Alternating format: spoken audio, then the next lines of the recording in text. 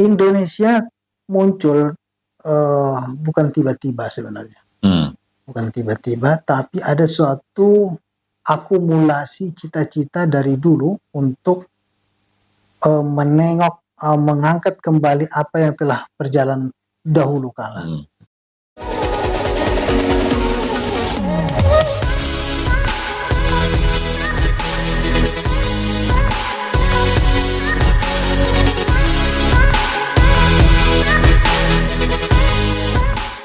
Assalamualaikum warahmatullahi wabarakatuh, teman-teman pemirsa YouTube channel Rumah Restorasi Indonesia. Apa kabar Anda semuanya? Saya berharap teman-teman semuanya sehat dan tetap sejahtera tentunya. Kali ini kita akan berbincang-bincang dengan narasumber yang sudah saat ini hadir di tengah-tengah kita, yaitu Bang Syahrul Effendi Dasopan. Apa kabar Bang? Ya, baik, Bang. Sehat ya Bang ya? Sehat Bang. Masya Allah. Gitu. Beliau ini aktivis pegiat sosial budaya dan pemikirannya sangat luar biasa. Dan beliau ini juga seorang penulis. Mungkin kalau lihat dari profilnya, gitu, kita akan berbicara tentang restorasi Nusantara nih, gitu, era kebangkitan Nusantara. Baik, langsung saja kita simak ini, kita dengarkan beliau. Bang Syahrul.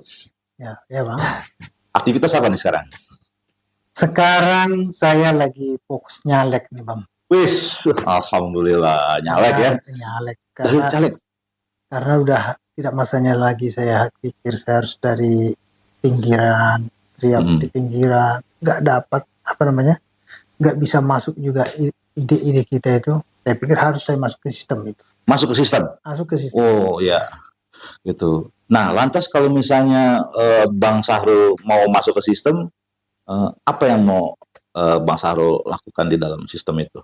Ya, gini Bang ya. Setelah kita hampir 2 dekade lebih setelah reformasi, akhirnya saya menyadari bahwa sistem sirkulasi kekuasaan itu hanya bisa kita capai atau hanya bisa kita akses dengan masuk ke dalam partai. Ya, partai. Karena sudah seperti itu sistem yang ada di Indonesia. Jadi kalau seseorang mau mengubah suatu katakanlah kebijakan sosial, kebijakan politik, kebijakan ekonomi, seorang itu harus mau tidak mau dia harus masuk ke jalur yang sudah diatur sedemikian rupa, yaitu partaian. Yeah. Nah, nggak bisa lagi kita seperti halnya kita teman-teman akademisi, kita membuat satu proposal seberapa cemerlang pun pemikiran kita itu. Ketika tidak masuk di sistem. Iya, pada akhirnya hanya tergantung pada eksekusi DPR, eksekusi eksekutif seperti itu. Nah, kalau yang eksekutifnya atau DPR-nya nggak mau mengeksekusi gagasan kita nggak bisa berubah apa-apa. Nah, akhirnya saya berpikir, biarpun selama ini dipersepsikan politik itu sangat kotor, saya pikir ya, apalagi kita latar belakang akademisi, penggiat literasi kan? Kebudayaan, ya kita tahulah seperti selama ini yang kita jalani dalam keseharian kita. Kalau kita tidak masuk ke dalam sistem yang sudah diatur sedemikian rupa itu, seberapa cemerlang pun pemikiran kita, senantiasa tergantung eksekusi di dalam. Eksekusi di dalam itu antara DPR dan eksekutif seperti itu. Dan itu udah kita lihat. Maka saya menyadari masuklah ke suatu partai gitu. Dan akhirnya saya pikir disitulah kita mempertaruhkan sejauh mana nanti kita bisa pertaruhannya konstitusional nih ya. Lah iya. Gitu. Konstitusional gitu, melalui jalur partai. Kan selama ini kan gagasan kita sangat besar Bang ya kan. Besar dan kadang-kadang juga sebenarnya melampaui dari gagasan-gagasan yang muncul di permukaan, di publik seperti itu. Tapi saya pikir hanya berakhir pada gagasan, nggak bisa dieksekusi. Nah itulah yang kita rasakan selama ini. Nah ini saya harus masuk. Karena itu saya kira saya memilih-milih partai sebenarnya. Ada partai yang sudah lama eksis seperti PKB, PBB, PDIP, Golkar sebagainya. Golkar. Saya hitung-hitung partai-partai semacam itu akan sulit untuk mentransformasikan transformasikan organisasinya karena memang sudah terlanjur mapan. Seperti itu. Kemudian bagi kita yang newcomer, orang-orang baru, akan menunggu urut kacang yang lama. Ya pasti seperti itu. Tahu kan? Iya. Lama tuh ininya. Dan kita tidak kuat untuk menunggu seperti itu. Iya. Jika akhirnya ada satu partai yang menurut saya relevan dengan apa yang kita pikirkan selama ini tentang Nusantara, kan bagaimana Lebensraum Nusantara menjadi ruang hidup kita yang lebih baik. Saya lihat ini partai cocok nih, saya pikir. Cocok karena dari segi penamaannya juga kan, dan kemudian juga dari yang saya selidiki juga orang-orangnya relatif berpengalaman seperti itu ya. Kemudian juga potensinya tinggi sekali. Akhirnya saya masuk ke partai Kebangkitan Nusantara itu. PKN. Ya. Itu adalah secara sadar saya masuk ke partai itu. Karena seperti yang sudah saya sebutkan tadi, mau tidak mau kita harus masuk dalam suatu sistem dalam sirkulasi kekuasaan. Dari kekuasaan itulah kita bisa turut ambil bagian membuat suatu kebijakan seperti itu ya. Dan gagasan-gagasan kita itu bisa kita terapkan di sana kira-kira. Kira-kira gitu Bang, latar belakangnya. Dan aktivitas saya yang belakangan ini makin mengerucut ke situ, biarpun memang aktivitas lain masih tetap berjalan. Bang Sarul, saya tahunya Bang Sarul ini suka menulis. Sastra, budaya, politik, gitu. Dan beberapa gagasan-gagasan ekonomi juga. Gitu. Nah, Bang Sarul tadi bilang menemukan suatu yang cocok di partai ini. Nah, kira-kira sampai sejauh ini, sampai saat ini, apakah gagasan-gagasan yang ada di kepala Bang Sarul ini sudah terakomodir dengan entah itu ada simposium di parpol gitu, kemudian ada diskusi yang baik di dalam parpol itu, kira-kira gimana? Karena partai ini masih sibuk dengan proses administrasi untuk ikut pemilu ya, jadi lebih banyak kesibukan partai ini bagaimana menyelesaikan hal-hal teknis semacam itu. Untuk yang sifatnya seperti yang Ibam katakan, pentingnya simposium atau gagasan besar dalam partai ini hanya berlangsung pada tingkat grup-grup WA, itu terjadi memang. Tapi diimplementasikan dalam suatu forum resmi seperti itu belum ada waktunya saya lihat ya. Tapi melihat pantauan saya terhadap para aktif partai ini, saya melihat ada banyak kesamaan dengan apa yang saya pikirkan dan apa yang mereka pikirkan tentang Nusantara itu. Begini Bang, Nusantara ini sebenarnya persepsi kita tentang ruang hidup kita di sini, Indonesia. Ya, atau Asia Tenggara lebih luas lagi. Nah itu di dalam partai ini hidup, bagaimana membuat ruang hidup ini, geopolitik Nusantara ini dapat menjadi satu katakanlah alternatif di masa depan dari apa yang ada selama ini. Nah itu saya lihat. Jadi ya apa yang diskusi atau juga diskursus yang terjadi di Nusantara ini hampir relatif mirip dengan apa yang kita bayangkan di restorasi sebenarnya, restorasi Indonesia, atau lebih tepatnya restorasi Nusantara seperti yang Imam sampaikan. Kenapa ini penting? Karena cara bacanya begini Bang.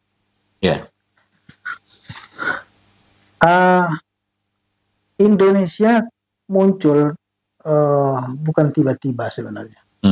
Bukan tiba-tiba, tapi ada suatu akumulasi cita-cita dari dulu untuk mengangkat kembali apa yang telah berjalan dahulu kala. Capaian-capaian geopolitik di masa lalu, tentang kerjaan-kerjaan yang sudah besar di Indonesia. Kemudian tantangan ketika itu Belanda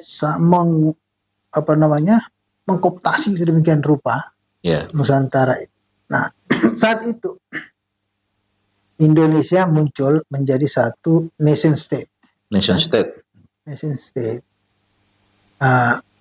Kalau kita membacanya dari sudut hari ini, sebenarnya itu adalah kebangkitan Nusantara tahap awal.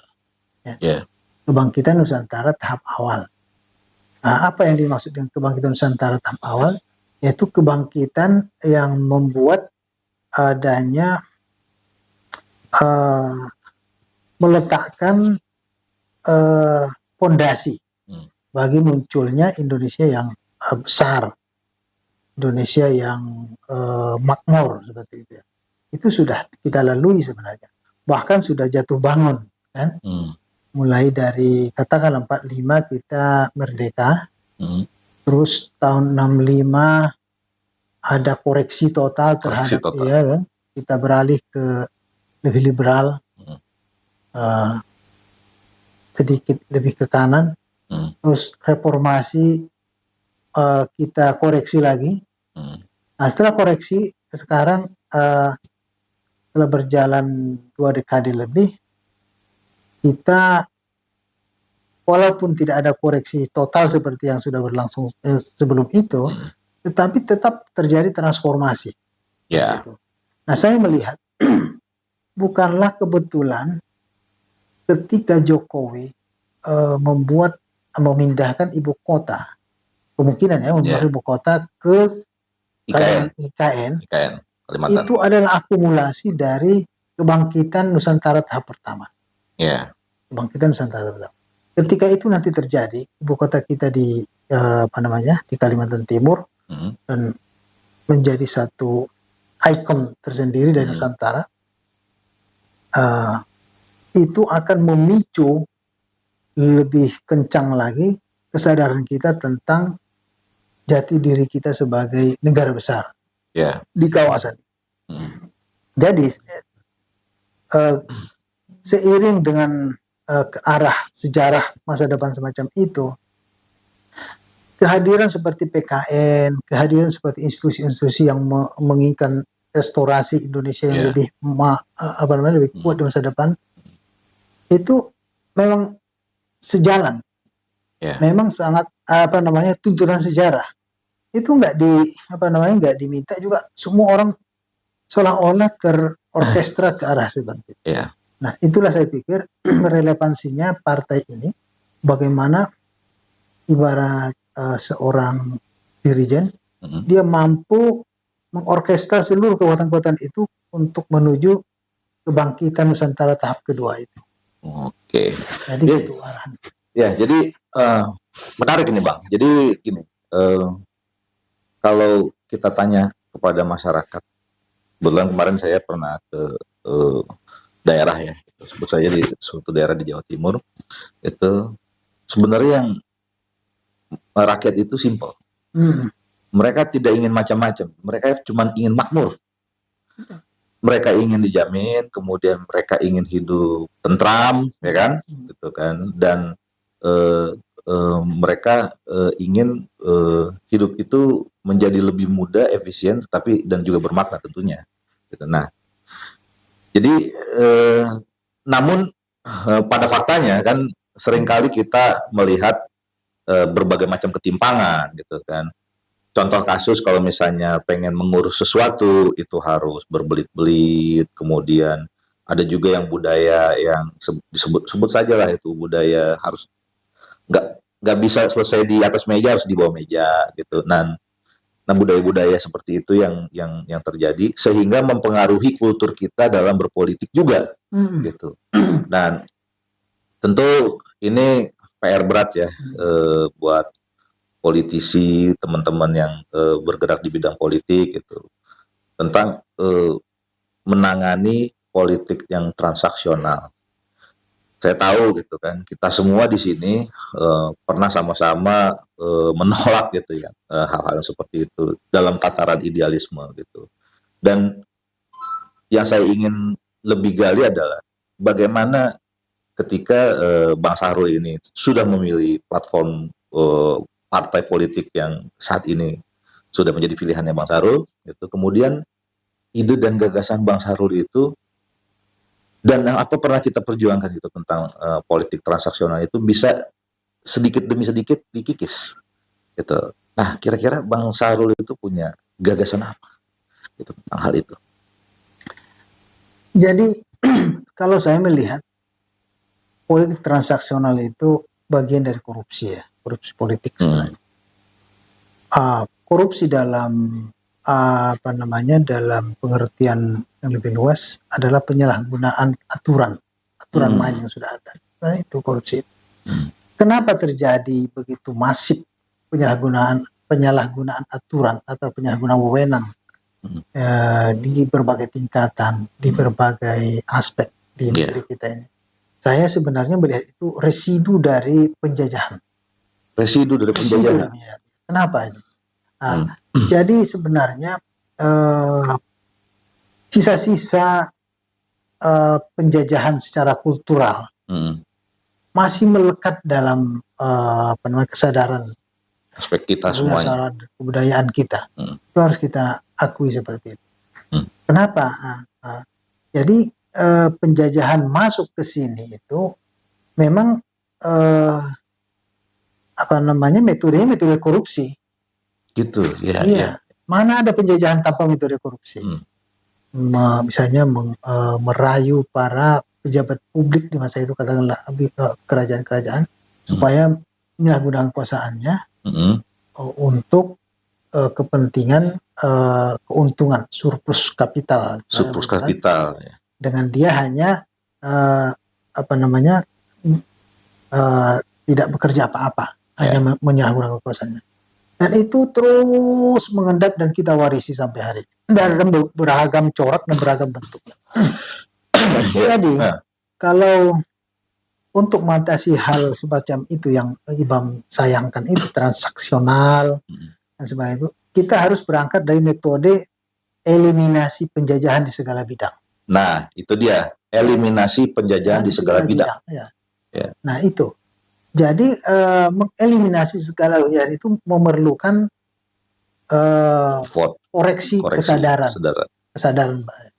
Maka ketika kita bawa kesadaran kebangsaan kita pada tahap kedua yang saya sebutkan tadi itu, menuju kebangkitan Nusantara kedua, setelah kita selesai di tingkat fondasi seperti ini dan pilihan sudah terjadi seperti ini, menuju ke kebangkitan Nusantara kedua, saya akan melihat satu harapan bahwa praktik-praktik korupsi yang semacam itu lama-kelamaan bisa dikikis. Kenapa? Karena nanti orang akan mulai melihat hal yang lebih sifatnya kualitatif, kan? Hal yang sifatnya kejernihan, hal yang bersifat tidak lagi materialistik seperti itu, kan? Tapi memang transformasi ke arah itu tentu memerlukan waktu. Betul. Kalau saya melihat seperti itu, nggak bisa kita tegak dengan cara metode penegakan hukum secara ketat. Nggak bisa terjadi, nggak bisa. Karena terbukti gagal. Terbukti gagal kan? Terbukti gagal. Tapi kalau kita angkat menuju kebangkitan Nusantara kedua misalnya, itu bisa tereliminasi. Kenapa saya bilang seperti itu? Pertama kita lihat ketika generasi awal Soekarno membawa Indonesia kepada negara yang merdeka, tiba-tiba mental inlander hilang kan? Hilang. Jadi mental yang lebih revolusioner, percaya diri. Kita ingatlah tahun-tahun 20-an hingga 49 itu bagaimana profil-profil kayak Bung Tomo, profil Soekarno itu hal yang jamak kita lihat zaman itu kan. Dan tapi terjadi lama-kelamaan hilang profil-profil yang luar biasa macam. Nah, itu kenapa terjadi? Karena semua berangkat dari kesadaran bersama, zaman itu digerakkan oleh satu cita-cita bersama dan satu semangat bersama. Nah, jadi menyelesaikan tadi itu bukan parsial lagi, kan? Menyelesaikan parsial. Jadi diselesaikan dengan satu arah yang baru, satu cita-cita yang baru, satu angan-angan besar yang baru, sehingga Indonesia yang makmur, Indonesia yang yang mandiri dalam suatu Lebensraum atau ruang geopolitik Nusantara itu menjadi eksis ya, seperti itu. Disitulah akan muncul individu-individu atau jiwa-jiwa yang benar-benar yang melekat seperti yang Imam sampaikan tadi. Orang individu yang memiliki kejernihan berpikir, yang tidak serakah, kan? Yang tidak lagi kompetisinya berbasiskan material, tapi berbasiskan ilmu, pengetahuan, ide, gagasan, dan apakah itu mungkin? Mungkin, sangat mungkin saya lihat. Saya lihat.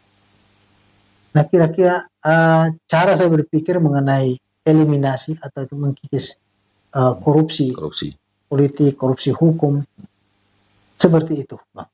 Karena saya udah lihat didekati dengan cara-cara parsial nggak akan selesai. Dengan cara apapun.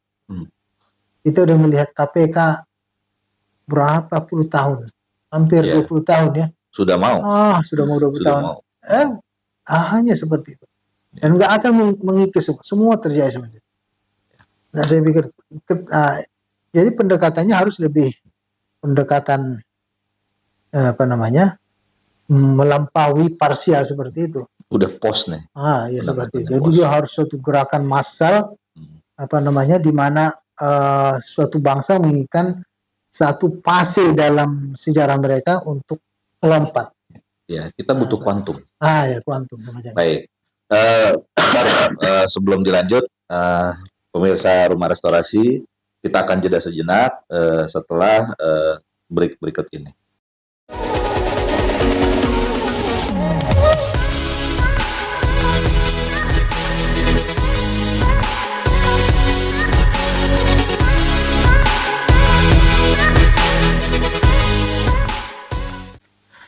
Baik pemirsa, kita lanjutkan diskusi kita. Tadi sudah dengar dari paparan dari Bang Sahrul gitu tentang bagaimana kita bisa mengatasi problematika terutama nih korupsi. Korupsi itu kayaknya sih hampir saya pikir sudah menjadi bagian budaya, dan itu harus saya eliminasi dari kepala saya, dari pikiran saya, dan itu harus ditinggalkan. Nah, jadi kita akan merefleksi bagaimana perjalanan kehidupan bangsa kita dari dulu hingga sekarang gitu, tentang bagaimana menanamkan budaya yang baik gitu. Kita sama-sama tahu ya, yang namanya budaya kita itu saat ini itu tergerus dengan hal-hal yang sifatnya transaksional, kemudian korupsi gitu, kemudian hal yang paling mendasar yang saat ini menjadi kekhawatiran kita adalah budaya kekerasan. Gitu. Tidak adanya budaya yang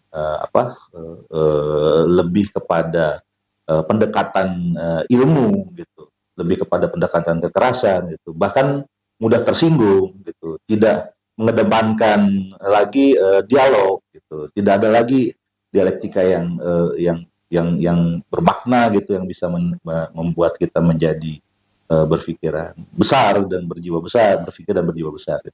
Nah, ini semua adalah PR. Ini semua ada PR. Nah, jadi saya ingin menggali lebih dalam dengan narasumber kita, Bang Sahrul Effendi Dasopang. Itu, Bang, lokal genius.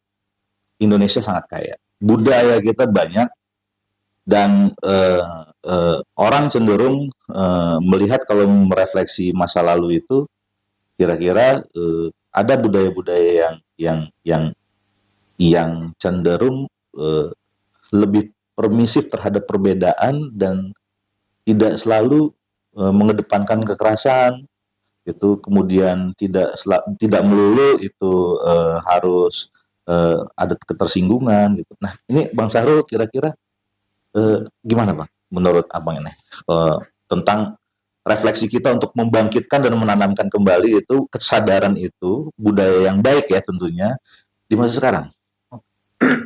Silakan Bang. Gini Bang, sebenarnya lokal jenius Nusantara ini kaya sekali.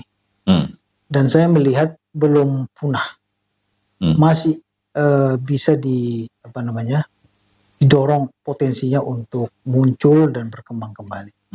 Cuma seperti yang saya sebutkan ini, karena hegemoni cara berpikir kolonial, residu dari kolonialisme, residu dari penjajahan itu, kita seolah-olah secara massal meninggalkan lokal jenius kita, seolah-olah kita harus follow mereka, ikuti yang kalau kamu mau maju ikut barat ya, seperti itu. Kalau kamu mau maju cara berpikirnya barat ya, seperti itu. Padahal sudah terbukti tidak ada satu bangsa pun yang benar-benar mandiri dan maju kalau dia hanya follower, kan tidak ada. Dia karena kekuatan dia hilang dengan follow seperti itu. Nah, saya kira waktu yang sampai 77 tahun ya, cukuplah follow follow the ex penjajah-penjajah itu. Saatnya kita menggali dan membangkitkan lokal jenius kita. Lokal jenius ini bisa bersifat material seperti yang muncul pada kebendaan, karya-karya seni, kan, tari-tarian. Dan ada lokal jenius yang bersifat imateri, kecerdasan, cara kita mengambil keputusan, cara kita memanage keadaan, resolusi konflik dan sebagainya, itu akan berbeda cara kita dengan cara barat. Berbeda ya. Dan itu tidak bisa kita copy paste yang kita pelajari di barat dan kita terapkan di sini. Akan lebih relevan lokal jenius itulah yang kita terapkan di sini. Misalnya soal resolusi konflik khas kita, saya kira ya, kalau saya boleh katakan, kalau resolusi konflik barat, kalau tidak ketemu win-win solusi, dia perang, kan seperti itu kan? Malahan belum win solusi sudah perang kan? Sudah perang dulu. Kalau kita kadang-kadang ada sifat mengalah, kan ada sifat diskusi dulu nih, istilahnya negosiasi dulu gitu. Karena aspek apeksinya kita lebih kuat ketimbang aspek mengedepankan logika seperti itu. Nah, itu kan sangat penting kita kembangkan semacam itu. Dan kekuatan-kekuatan imajinatif kita karena berdasarkan pengalaman historis kita di sini berbeda dengan di barat, akan berbeda cara kita mengkreat karya seni kan berbeda. Cara kita mengkreat suatu kekayaan intelektual kan berbeda seperti itu. Nah, itulah yang dibangkitkan sehingga kita jati diri kita itu tidak alienasi, kalau bahasa sosiologisnya kan, tidak terasing dari kita dalam kehidupan kita itu. Nah, itu saya kira ya, lokal jenius itu harus kita angkat lagi. Apa yang dilakukan Ibam di Lamongan dengan mengambil satu film yang sudah saya tonton itu sangat menarik ya. Karya-karya seni semacam itu bisa menginspirasi di semua daerah, di semua daerah, sehingga membangkitkan kesadaran mereka, wah, kami juga tidak kalah indah cara kualifikasi kesenian kan, kualifikasi keindahan ya, dibandingkan dengan pengalaman kebudayaan di tempat lain. Nah, seperti itu.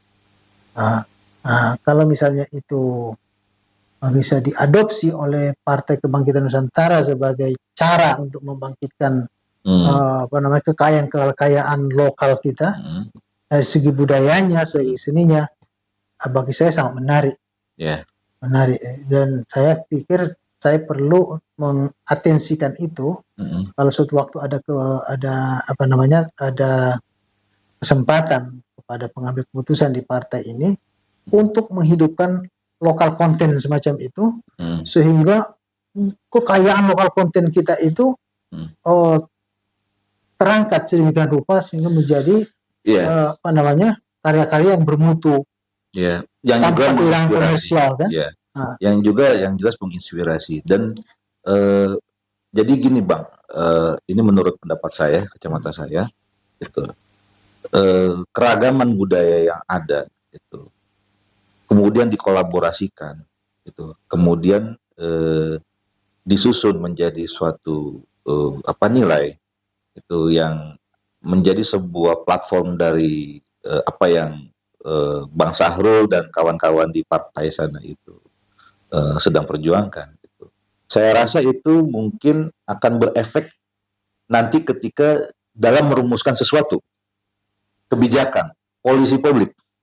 Itu kan fungsi partai itu adalah harusnya dia bisa mentransfer apa yang dimaksud sama konstituennya partai itu, yaitu masyarakat gitu. Ada gagasan yang dibawa. Saya berpikir kalau misalnya kita merefleksi ke budaya yang lokal jenis tadi gitu, akan berpengaruh positif tentunya gitu dalam partai politik itu mengambil sebuah keputusan dan langkah gitu. Dia menjadi idea gitu, dia menjadi berbeda dengan yang lain gitu dalam menentukan arah kebijakan gitu, yang tentunya nanti berdampak kepada masyarakat. Nah, kira-kira Bang Sahrul ini saat ini gitu, selain dari partai Bang Sahrul ya, punya pandangan nggak gitu tentang sebetulnya nih partai itu harusnya seperti apa sih gitu dalam dalam berpolitik yang secara sehat dan cerdas, bukan dalam tanda kutip cerdas itu licik gitu, tapi cerdas gitu. Artinya kan dia harus punya legacy yang bisa dilihat sama masyarakat. Oh ini gue partainya bagus loh gitu. Dan masyarakat berasa memiliki partai itu. Karena partai itu satu-satunya pondasi dari demokrasi kan yang kita punya gitu. Apa jadinya kalau misalnya partai ini sudah tidak ini gue males nih sama partai ini nih gitu. Ya udahlah gue ikut-ikut aja deh. Akhirnya transaksional gitu. Sehingga partai tidak lagi menjadi sebuah patronnya masyarakat untuk diikutin. Nah, ada nggak kira-kira gagasan pikiran Mas Sarul gitu? Sebetulnya tuh partai itu harusnya seperti apa gitu? Ini kita berbicara dalam domain lewat budaya ya, terutama budaya politik kita. Kira-kira gimana Mas? ini ide yang menarik. Partai dalam konteks demokrasi ya. Ya. Apalagi kita menerapkan sebenarnya demokrasi parlementer kan, meniscayakan adanya saluran bagi masyarakat untuk menyalurkan aspirasinya sesuai yang mereka inginkan. Nah, disitulah muncul beragam partai dalam rangka menampung suara-suara atau aspirasi yang beragam dari masyarakat itu kan. Nah, tapi sebenarnya disitulah harusnya partai itu melakukan kompetisi yang sehat, kompetisi yang inovatif kan, kompetisi yang sehat dan inovatif. Tidak hanya sehat, kompetisi yang inovatif, tidak malah menjadi oligarki. Jadi oligarki itu karena satu patron sebenarnya partainya dia juga sama-sama gitu, ibarat suatu holding dia bikin perusahaan. Itu jangan. Yang benar adalah partai itu adalah instrumen untuk menampung sekaligus menyalurkan aspirasi-aspirasi masyarakat yang memang berbeda itu. Nah, dalam konteks sekarang ini karena saya berasal dari Partai Kebangkitan Nusantara, kami melihat ada peluang untuk menangkap aspirasi masyarakat melebihi ekspektasi yang sudah ada selama ini. Apa sih ekspektasi selama ini? Hanya sekedar bagaimana kehidupan yang makmur kan? Kehidupan urusan sosial dipermudah itu aja ya. Ya. Kalau sakit bisa gitu. Kalau menurut saya itu sudah sesuatu yang normatif lah. Jadi partai bagaimanapun memang mau tak mau sudah melakukan. Tapi harus ada melampaui ekspektasi itu. Yaitu bagaimana dapat mendorong gairah masyarakat itu kan untuk lebih mencapai mimpi-mimpi mereka yang lebih besar tentang nation mereka, tentang negara mereka yang bisa bersaing dengan negara negara luar semacam itu. Seperti kita inilah ya, biarpun orang mengkritik Cina, Cina ini biarpun partai tunggal, dia mampu menampung aspirasi sekaligus mengedukasi itu dan mendorongnya menjadi satu akumulasi cita-cita bersama mereka. Sehingga mimpi mereka ada semacam ada American Dream, ada China Dream kan? Jadi mereka akibatnya apa? Mereka bersatu, mereka bergairah untuk melampaui pencapaian-pencapaian yang sudah dicapai oleh Amerika. Nah, kita nggak ada, Bang. Iya, tidak ada. Nggak ada, Bang. Maka saya berharap partai ini mampu sebenarnya. Saya yang mendorong saya juga masuk partai ini, saya berharap masuk ke isu itu. Jadi bangsa kita ini ada Nusantara Dream atau Indonesia Dream lah, ya. Tidak-tidaknya untuk kawasan di antara Pasifik dan Atlantik. Kita muncul sebagai satu suara yang bersinar di mana rakyatnya makmur, penuh dengan fasilitas ilmu pengetahuan kan semacam itu ya, teknologi yang memadai, yang murah. Saya berpikir ini kedatuan Nusantara. Kedatuan Nusantara. Iya. Gitu. Dengan falsafah gitu. Tapi itu harus dimulai dengan konsisten. Tidak boleh pemimpinnya itu tidak konsisten. Dia harus konsisten sehingga masyarakat itu juga ikuti. Nah, kalau itu terjadi, Bang, itu sangat indah. Indah banget. Ini berbicara pemimpin nih. Kita sudah melampaui 2 fase demokrasi kita, itu setelah pasca Pak SBY ya, gitu kan. Kemudian ada masanya Pak Jokowi saat ini, gitu. Nah, kita melihat nih, Bang, ini ada disparitas gitu antar 2 kutub, gitu. Ada polarisasi, gitu ya. Dan itu yang sangat kita sesalkan gitu. Sampai saat ini masih terjadi gitu. Ada istilah yang dibuat sama mereka sendiri sebetulnya gitu, adalah cebong, kadrun, kampret lah segala macam itu. Yang menjadi membuat kita menjadi berjarak gitu satu sama lain. Dan itu harus segera dihentikan gitu. Nah, saya melihat ini kan waktu pada saat itu ada milihnya begini gitu. Gue nggak lihat partainya, gue lihat Prabowo, gue lihat Jokowi gitu, sehingga makna partai itu menjadi luntur. Sementara kalau kita lihat ada aktivis buruh gitu di Inggris gitu, saya buruh, saya ingin masuk partai buruh gitu, supaya partai itu berjuang buat saya gitu. Ini berbeda dengan kita cara memandang masyarakat itu melihat partai gitu. Nah, bagaimana nanti PKN ini bisa bukan mengelaborasi tapi menangkap ini gitu, menangkap peluang ini gitu. PKN menjadi suatu partai yang bisa menjadi kanalnya masyarakat gitu. Bukan hanya PKN ya. Kalau saya tidak hanya ingin PKN saja gitu, tapi juga partai-partai yang lain. Kita lihat ada beberapa partai saat ini. Ada PSI, ada Gelora, kemudian yang baru-baru lagi ada Partai Umat gitu kan. Yang semua dari mereka itu harusnya bisa menjadi yang seperti itu. Gitu. Nah, kira-kira gimana nih menurut pendapat Bang Sahrul tentang hal ini? Saya setuju manakala idealisasinya seperti itu ya. Bahwa kehadiran partai itu untuk kompetisi yang mengarah ke hal yang luhur semacam itu. Bukan sekedar kompetisi memperebutkan berapa banyak kursi DPR.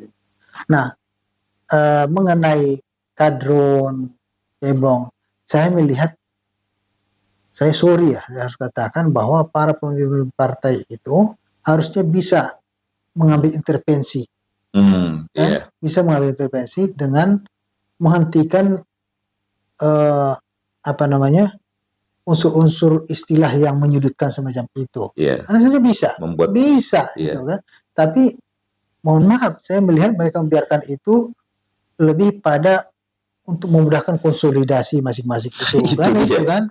Itu dia. Ini saya lihat ada semacam konsolidasi kan, hasil akhir yang mereka capai kan kursi, suara. Nah, harusnya partai melampaui lah ekspektasi yang semacam itu kan. Nah, tidak boleh lah hanya sekedar berhenti mendapatkan kursi, setelah itu transaksi lain kan, itu sangat ini. Nah, itu kenapa tidak terjadi seperti yang di Inggris? Di Inggris itu mungkin secara apa namanya? Itu sampel aja sih di Inggris. Tadi beberapa negara juga ada. Itu. Fase mereka sudah melampaui kita sih sebenarnya. Fase pengalaman pemilunya kan, fase pengalaman demokrasinya, fase pengalaman berparlemennya sudah melampaui kita jauh. Mereka sudah sangat matang. Ditambah lagi dukungan kualifikasi penduduknya secara pendidikan, secara kesejahteraan melampaui kita.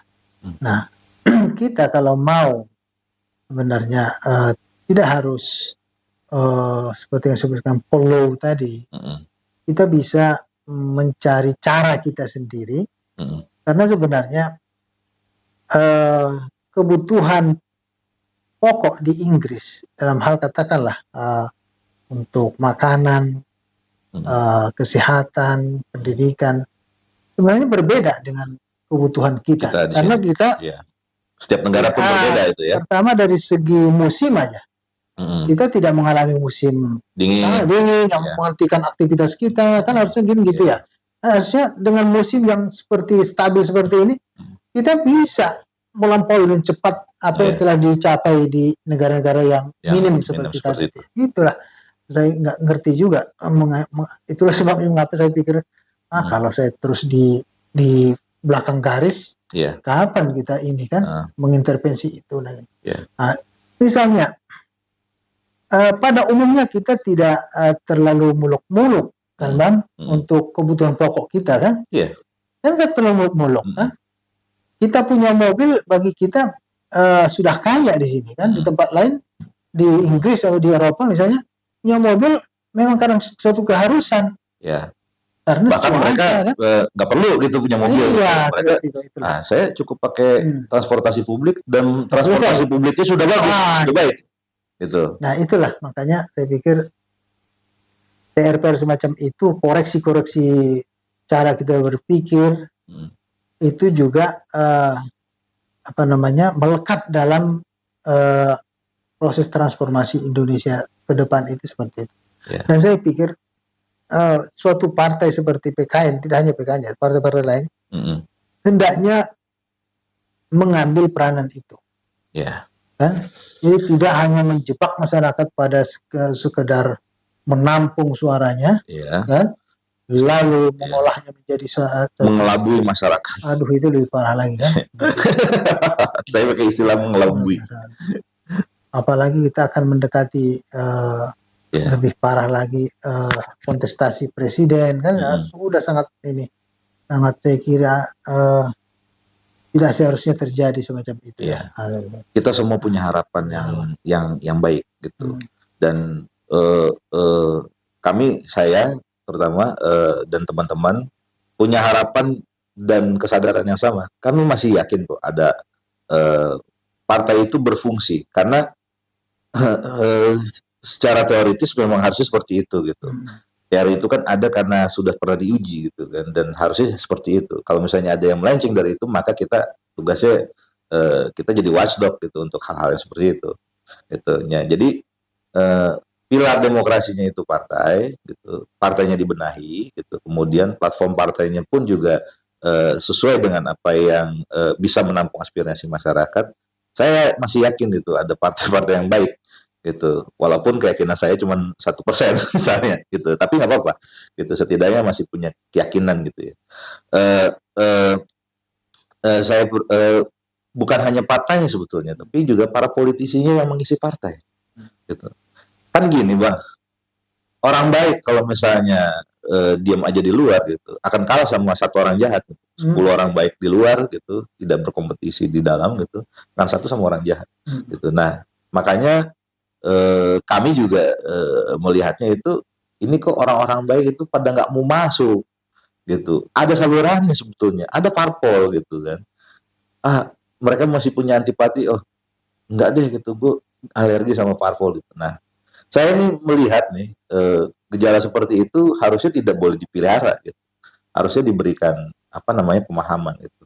Masuk, kemudian ubah gitu. Kita bertaruh di dalam. Seharusnya begitu kan? Ya. Persis Bang. Jadi saya kan seperti Bang tahu sebenarnya berangkat dari mainstream anti partai lah, harus jujur katakan. Iya, saya lebih senang Anda mengatakan itu, Bang. Saya jujur katakan. Tetapi setelah beberapa waktu saya masuk ke dalam partai, sampai saya pada satu kesimpulan bahwa mainstream anti partai itu sia-sia. Sia-sia. Tidak akan mengubah apa-apa. Tidak akan mengubah apa-apa. Golput tidak mengubah apa-apa. Golput tidak mengubah apa-apa. Terus kita kecam dari luar ekstra parlementer melalui gerakan mahasiswa, gerakan massa. Hanya mengubah simptom saja. Kan? Tidak bisa mengubah secara dari simptom lama jadi reform gitu. Seperti itu kan. Nah, akhirnya saya lihat dan saya menyadari bahwa instrumen partai itu dalam iklim kita seperti ini, di mana sirkulasi kekuasaan itu ditentukan oleh saluran-saluran seperti partai ya. Akhirnya saya melihat betapa partai ini powerful, ya, betapa instrumen partai itu powerful. Sekiranya ada orang-orang tanda kutip ya, orang-orang yang berpikir strategis, misalnya di partai A, partai B, partai C, untuk mengubah Indonesia, itu sangat mungkin. Sangat mungkin. Karena tersedia bagi dia pilihan-pilihan untuk mengambil keputusan seperti itu. Bayangkan misalnya, seorang ketua partai, katakanlah partai X, dengan hanya satu telepon saja, dia bisa stop suatu undang-undang. Kan? Bahaya itu. Bisa nggak? Bisa kan? Bisa. Misalnya katakanlah undang-undang cipta kerja. Ada satu partai tertentu, katakanlah mayoritas di parlemen. Udah, jangan dukung. Jadi itu. Jadi, kan? Macam itu. Coba kalau kita dari luar. Nggak bisa apa-apa. Kita teriak di jalan, kita kumpulkan massa. Nggak ada apa-apa. Akhirnya itu. Aduh, ini seperti, kenapa ini tidak disosialisasikan kepada masyarakat bahwa instrumen partai itu penting? Oh, berarti saya pikir memang ada dua masalah. Masalah pertama, mungkin sengaja dihalang-halangi sosialisasi macam itu agar masyarakat tetap buta politik, buta partai kan. Yang kedua, ya itu tadi tidak ada usaha untuk itu, untuk mensosialisasikan itu. Yang ketiga, masyarakat itu dibiarkan seperti itu. Nah, itu saya pikir dengan membiarkan itu justru malah mereka bisa mengoligarki. Nah, itu dia, Bang. Saya jadi curiganya di situ. Oh, ini cuma kepentingan orang per orang saja yang mengetahui celah-celah seperti ini kan gitu. Menjadi partai elit. Akhirnya menjadi elit kan.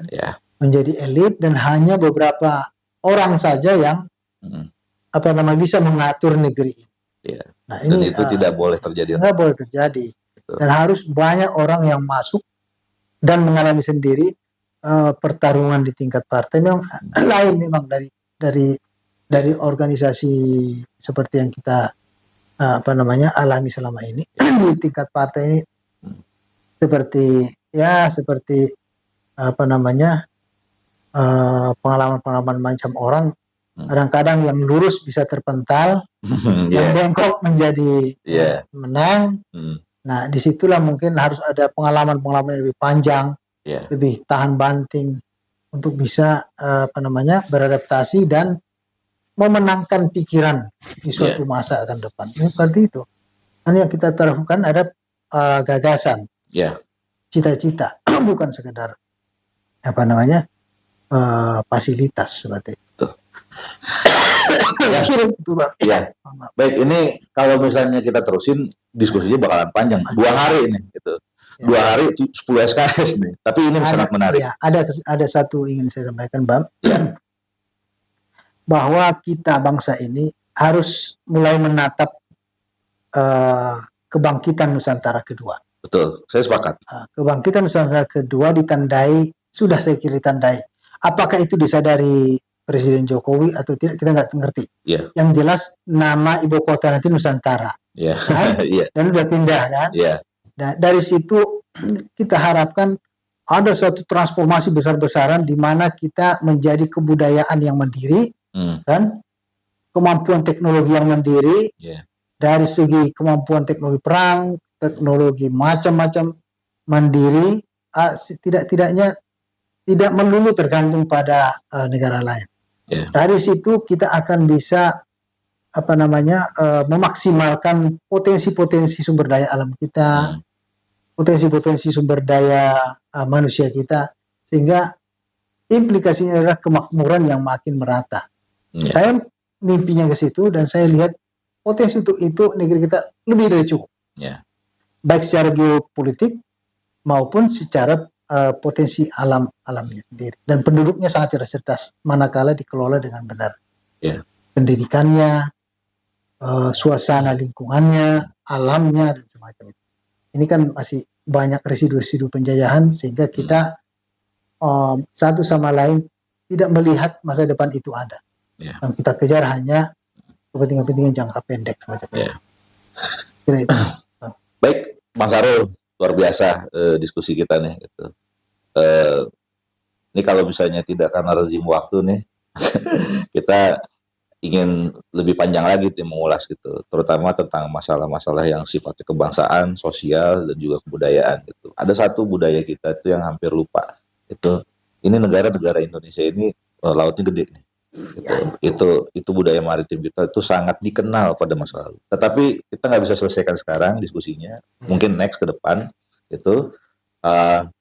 Kira-kira teman-teman untuk pemirsa Rumah Restorasi Indonesia tetap stay tune di kanal Rumah Restorasi Indonesia. Bang Sarul, terima kasih sudah datang dan berkunjung di Rumah Restorasi Indonesia gitu. Jangan kapok untuk diajak podcast lagi, kita akan tularkan virus dalam tanda kutip itu gagasan-gagasan yang baik untuk kemajuan masyarakat. Terima kasih Bang Sarul. Terima kasih. Saya sangat senang sekali bisa ketemu Bang Sarul ini. Ya, terima kasih ya. Baik, Assalamualaikum warahmatullahi wabarakatuh. Waalaikumsalam warahmatullahi wabarakatuh. Saya Ibrahim undur diri. Salam Restorasi Indonesia.